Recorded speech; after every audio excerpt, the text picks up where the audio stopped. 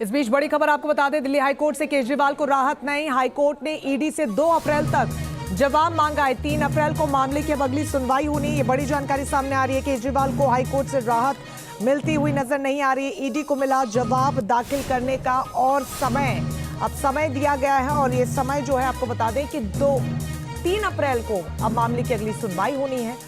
2 अप्रैल तक ईडी से जवाब मांगा गया है। अगली सुनवाई में क्या होगा, सबकी निगाहें उसी पर हैं, लेकिन फिलहाल थोड़ा समय ईडी के पास है।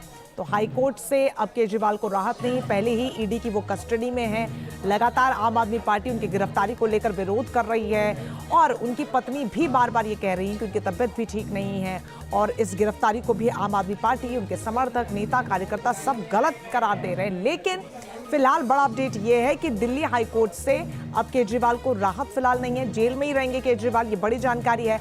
हाईकोर्ट ने यहां पर ईडी को 2 अप्रैल तक जवाब मांगा है। 3 अप्रैल को अब अगली सुनवाई जो है वो मामले की होनी है। मोहित बख्शी हमारे साथ जुड़ गए पूरी खबर पर ज्यादा जानकारी के साथ। मोहित, जिस तरीके से केजरीवाल का जो पूरा मामला आगे बढ़ रहा है, दिल्ली हाईकोर्ट से थोड़ी बहुत उम्मीद थी, अब उस पर भी पानी फिर गया है, राहत नहीं मिली है।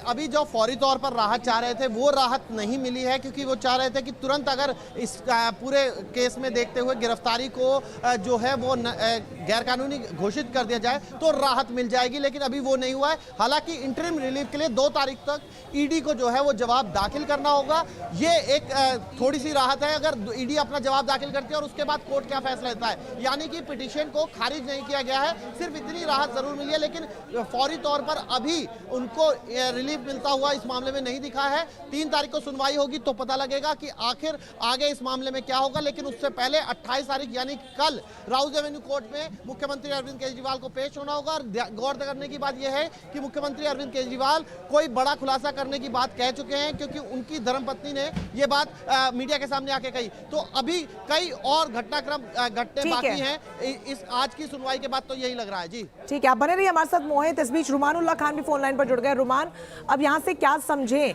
2 अप्रैल जो है उस तब कब का समय दिया गया है ईडी को, क्या स्ट्रैटेजी रहने वाली है, क्योंकि थोड़ी सी उम्मीद कहीं ना कहीं केजरीवाल के लिए अभी बाकी है।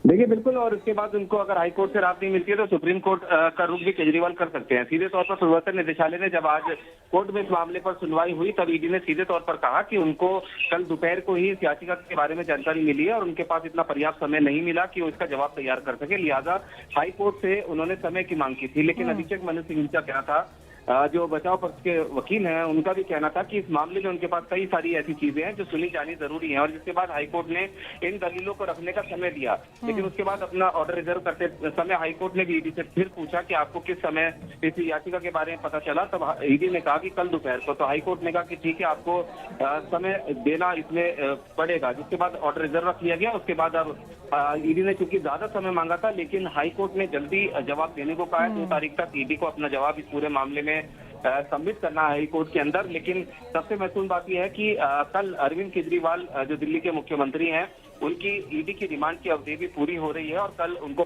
कोर्ट में भी पेश करना है। अब एक तरफ तो हाई कोर्ट के अंदर ईडी को 2 तारीख को जवाब देना है कि उनको आगे रिमांड क्यों चाहिए, और रिमांड को इलीगल बताते हुए जो याचिका दाखिल की थी उस पर ईडी को जवाब देना है। और कल देखना होगा कोर्ट के अंदर ईडी का रुख क्या रहता है, क्योंकि अभी ईडी को 14 दिन की रिमांड ले सकती है। 6 दिन की रिमांड पूरी हो चुकी है और ईडी के पास अभी 8 दिन का समय और बचता है, जो कोर्ट से अरविंद केजरीवाल की रिमांड की मांग कर सकती है। तो अब देखना ये है कि कल कोर्ट के अंदर ईडी क्या कुछ तथ्य सामने रखती है और कितने दिन की रिमांड अरविंद केजरीवाल की मांग करती है या नहीं। ठीक है रुमान, आप भी हमारे साथ बने रहिए। मोहित, मैं एक बार फिर से आपका रुख करना चाहूंगी, अगर ईडी और सीएम केजरीवाल दोनों के पक्षों में सुनवाई नहीं जाती तो दोनों के पास क्या क्या अगला ऑप्शन बचता है, क्विकली आप बता दें थोड़ा सा।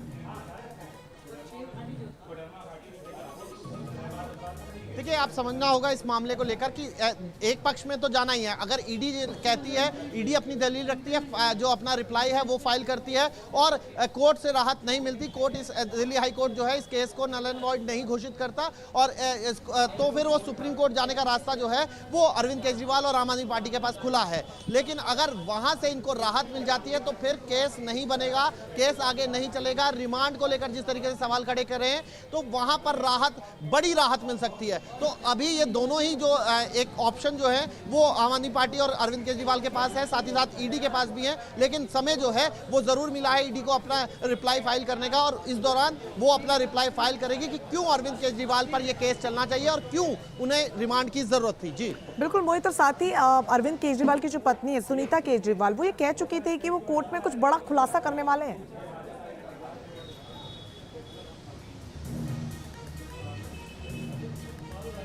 जी बिल्कुल, क्या खुलासा होगा ये तो कोर्ट के अंदर ही पता लगेगा, क्योंकि अरविंद केजरीवाल से उनकी पत्नी मिलती हैं, कोर्ट का आदेश है और वो मिल सकती हैं, तो क्यों, और ये कोर्ट में अभी मामला चल रहा है, तो अरविंद केजरीवाल ने अपनी पत्नी को इतना बताया, जो सूत्र बता रहे हैं कि वो कुछ बड़ा खुलासा करने वाले हैं मनी ट्रेल को लेकर। तो ऐसे में सबकी निगाहें कोर्ट में होंगी, राउज एवेन्यू कोर्ट में, जब पीएमएलए कोर्ट में ये सुनवाई होगी आगे के रिमांड के लिए। सब दो चीजें देखनी होंगी, एक ईडी आगे रिमांड की डिमांड करता है कि नहीं करता है। पिछली बार 10 दिन की मांगी थी तो 6 दिन की मिली थी, अभी भी 8 दिन का रिमांड जैसे बता रहे हैं, समय जो है बाकी है।